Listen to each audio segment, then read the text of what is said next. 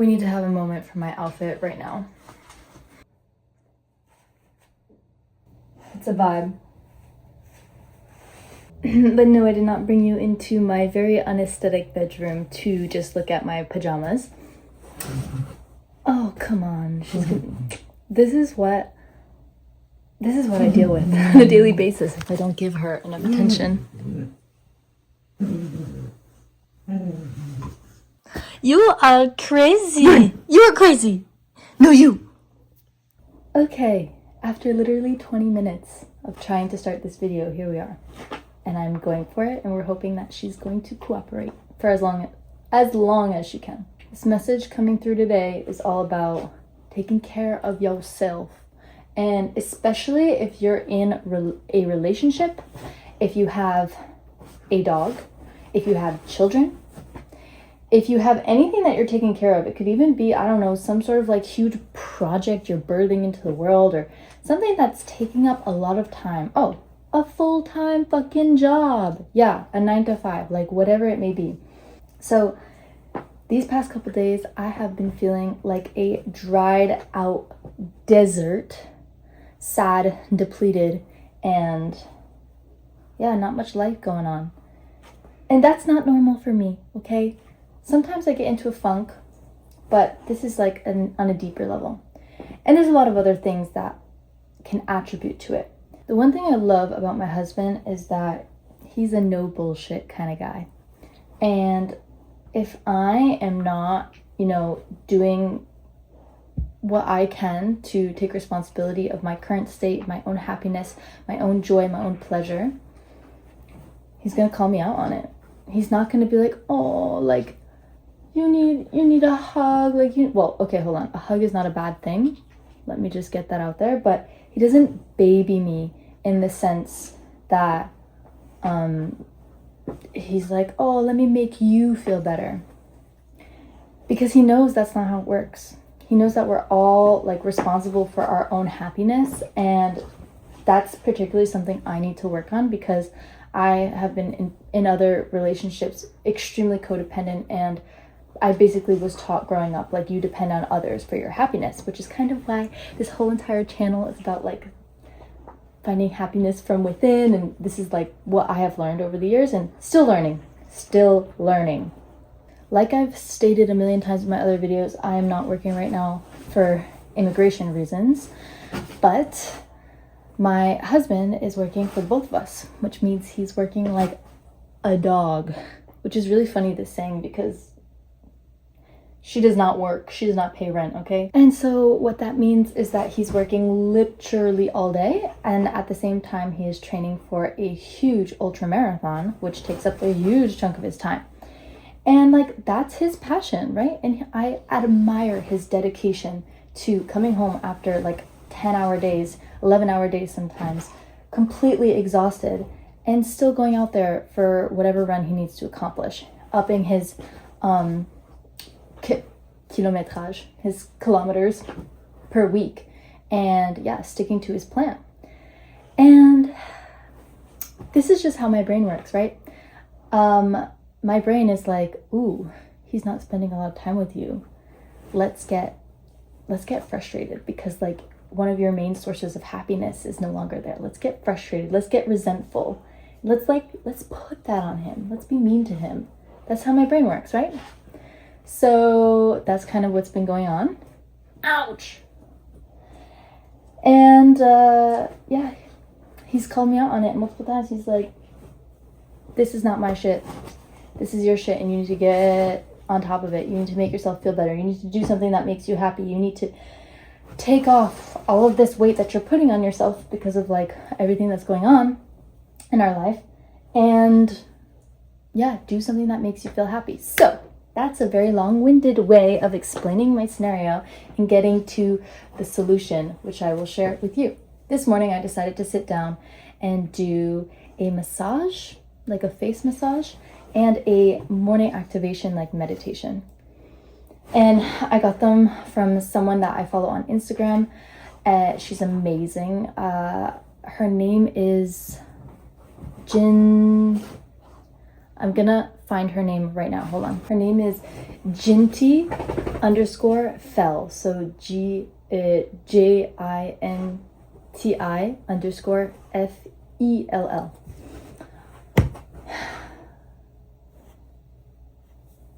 I wish you could see her face right now. Yep. I hear ya. Yeah. Just let me finish this video. Please. Oh. Oh. Oh. And we're just gonna ignore the howling in the back, okay? I decided to do her face massage and her morning activation. And let me tell you, it was life-changing. And this is not like an ad for her products or anything. This could be any face massage or morning meditation or anything that you enjoy, that makes you feel good. Taking the time to do it in the morning, which is so funny that I'm saying this right now because I used to be someone who every single morning and every single night I had like this extensive morning and night routine. All right, this is just getting out of control. Like I was mentioning in my last video, life is this thing that you co-create with. It's this very malleable, like tangible reality that you get to create what you experience. And even though I say that as if I embody it, I don't embody it yet because there are definitely moments where I forget my own power and my ability to impact my own life. And this is one of those moments because right now is a particularly stressful time of life in my corner of the world here. And yeah, I've stopped doing so many of the things that normally make me feel good. I used to meditate every single day. I used to do breath work every single day, like I just mentioned, like the morning and the night routines. And the people I idolized that I found online were the people who taught me this. And they taught me that like you find the divine in the mundane. Like you can make your life magical by the little routines you decide to put in. I can go in deeper into that in a different video. Just try to focus on the words I'm saying and not the chaos that's going on behind me. So back to this massage and morning activation. I think her name is Jinti. That's her username. So hopefully I'm referring to her correctly. She goes on and she talks about how, like, specifically with mothers put their needs last. That's just like the nature of being a mother. You have to care for all these other beings and your needs come last.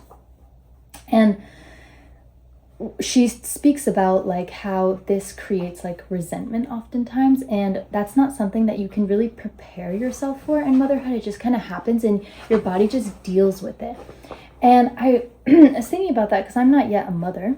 And I mean, I already think about how like I put her needs often before my own, and I'm like, wow, I need to get really good on being, you know, aware of what I need and taking care of myself before I have kids, or else I'm going to be that really bitter and like horrible mother that's like always in a bad mood because, you know, she's putting everyone else before herself and she's never taking time for herself. She's pouring from an empty cup. So I was really happy for this experience because this morning it totally like lifted me up to just like take intentional time to breathe with yourself and be with yourself. This is the lengths that I go through to film these videos for you guys. I mean, come on. I even allowed her to destroy my freaking comforter and kicked her out of the room. As I was saying, I was really happy to have taken the time this morning just to devote to myself and coming back to myself and being in my body, because that is one of the things that is going to help me react differently, or not react, respond rather than react to whatever is going on in my reality. And if I say that like I want peace, or like I want to feel safe, or I want to whatever, then I have to respond in ways that align with that feeling in order to create it in my life. And so that takes like a whole nother level of awareness. And it's like sometimes I can like slip into that frequency, but I often fall out of it. And it's like, you know, the patterning and the programming that's in my head is so deep that it's just a practice. It's practice. And so we forgive we let go, and we continue practicing. But the main message of what I want to say is that the woman of which I did this massage and morning activation brings up this super interesting point. If you go on her Instagram page, you'll see she talks a lot about it, about the idea of like women bracing for life, like holding so much tension and stress and holding so much that is not theirs and bracing for life. And now I've been marinating on this idea, and it's such an important conversation to get into, especially if you're a mother, but even before you become a mother, because I'm not yet a mother, but I just find this so important to know. If you're watching this video or these kinds of videos, then that means you are open to creating a different kind of world. Whatever you went through as you grew up, whatever you've experienced in your life, you are open to hearing my words and seeing a different perspective and, reacting differently, creating a new world through your actions. And that's what I desire to create, especially before I have kids. I want to raise them in a very particular way, which is based on like pure, like genuine love, rather than like shame and like, punishment, which I'm not there yet. Hence why I don't have kids yet, right? And having a dog is the biggest practice of practicing what you preach. The idea of bracing it, like feeling whenever you're doing any sort of action, like where you're holding tension in your body, and starting a conversation about that, like going a little bit deeper. So it's like, if you're doing the dishes, like, are you feeling like tightness in your shoulders, in your jaw, when you're like folding laundry, when you're cleaning, even when you're out in the street, like whatever you're doing, like when you're going to work and stuff, like where are you holding this tension? And tension means like you're bracing, right? If you're about to jump off of a high surface, like down to a lower surface, you kind of brace your body, which isn't necessarily the right thing to do. We're taught to brace like for impact, but if we're like more loosey-goosey, like we are more malleable, then that like force that we hit into can actually like move through the body better, rather than if we're like a rock and we jump on something like a rock, it's like two like super hard rocks. There's more potential for like small fractures to create and lead to one big old crack, which we don't want. And so I started asking myself these questions about like, what am I, or where am I holding tension, in what actions, and what am I bracing for? And I realized that within my relationship, even this many years in, I'm over 4 years in my relationship with my husband, and I have done so much work because, like I've said in my other videos, I was a toxic ass bitch coming into this relationship, and all my ways of coping were horrible because no one fucking taught me how to handle my own emotions. Like, I am someone who feels so deeply, and I am like fire. If you know astrology, I am 3 fires. Sagittarius, Aries, and what's the last one? Leo. So coming back to the idea of bracing for impact, I realized that I brace for impact in my relationship all the time. I'm always holding stress and tension everywhere. Even when my husband will come in for a kiss, like I will like lean into it, but like there's like a subtlety of like tension. And upon like asking myself, okay, where is this coming from? Like, is it because I like don't want him to touch me? After taking a deep breath and like really tuning into that tension, like what is it asking? You might be able to do this for your own relationship or wherever you're holding tension, whatever like aspect of your life that is. That tension for me personally in my relationship is fear of intimacy, fear of opening, fear of being vulnerable. And I know I'm not the only person alone in this fear of being open. I often see quotes like online that will say like, we don't actually fear we don't fear getting hurt as much as we do fear being open and actually having this quality of intimacy with other people. And at first I was like, what the heck, that is so wrong. Like I don't know what I would do if I was cheated on. But then I started thinking about it and I was like, no, it's so true. It's so much harder to open yourself up and be totally intimate with someone. Like I'm talking on a very emotional level, rather than, you know, if someone cheats on you and then like being able to mend and repair, you can have like a support system. There are ways to cope and manage with the heartbreak. I'm not saying that heartbreak is not difficult. We've all been through heartbreak and it's one of the worst things ever. I wouldn't wish it upon anyone. But I'm asking you, in how many relationships do you have? Do you actually have a profound intimacy where that intimacy is, I see you, you see me. I respect you, you respect me. I am devoted to you, you are devoted to me. I can't even say that I have that fully in my relationship right now because we've let life get in the way. We've made up all the excuses, and so many people out there do. But that's not the normal I want. And coming back to this idea of bracing for impact, can you allow yourself to soften?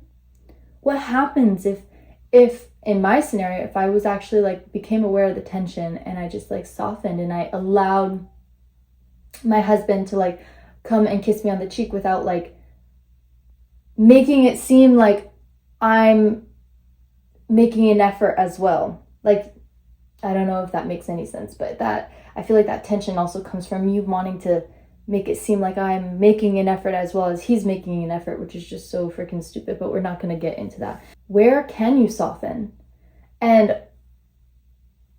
is there more that you're holding on your shoulders that is not yours? I feel like as women, we're really focused on, you know, our relationships to one another. And there are so many mental lists that we can create to be like, to make sure that we're taking care of all the people around us, all the people in our corner. Ultimately, that comes from a feeling of love for others. And we want to be able to give that to others. But at our demise often, right? We will put ourselves like last because there's often this saying like, oh, if everyone around me is happy, then I'm happy. But no, that's self-abandonment. And we're taught often that like this level of self-care, putting yourself forward, especially if you have a family, is like selfish.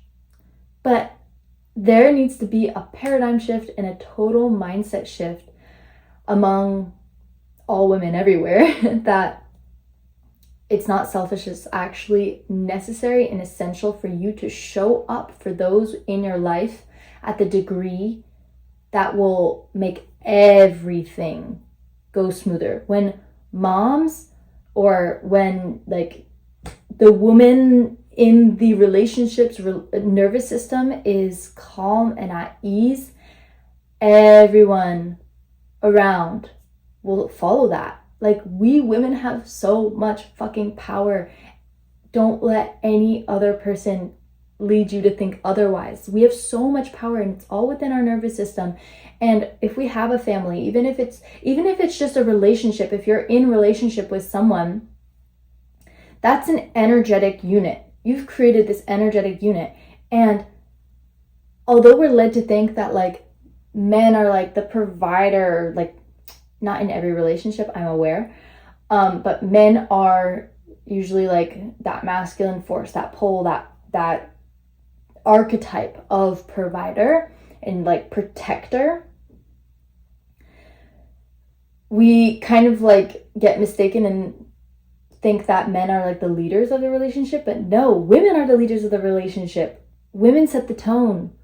Like, we have equal parts in every single aspect of relationship, and by taking responsibility for your own shit, like your own nervous system, your own happiness, your own joy, your own pleasure, and making sure that you are coming from a calm and collected place before you start pointing the finger on everyone around you and being like, you're making me feel this way, you're making me feel this way, you're making me feel this way. And I say that like not to scold you, but for me, because I do that all the time. Like I'll go to the store and like the cashier was like really bitchy and I'm like, oh my God, like she was so mean or rude or whatever. And it's like, no. First of all, it's not personal. Like she could be having a horrible day and she might hate her job. Understandable. And you're the one who is interpreting that as a direct attack to you or that you are bad in some way. That's just a reflection of what's going on inside of her. It's not yours. Don't take it on. That's not yours. Don't add that onto your shoulders.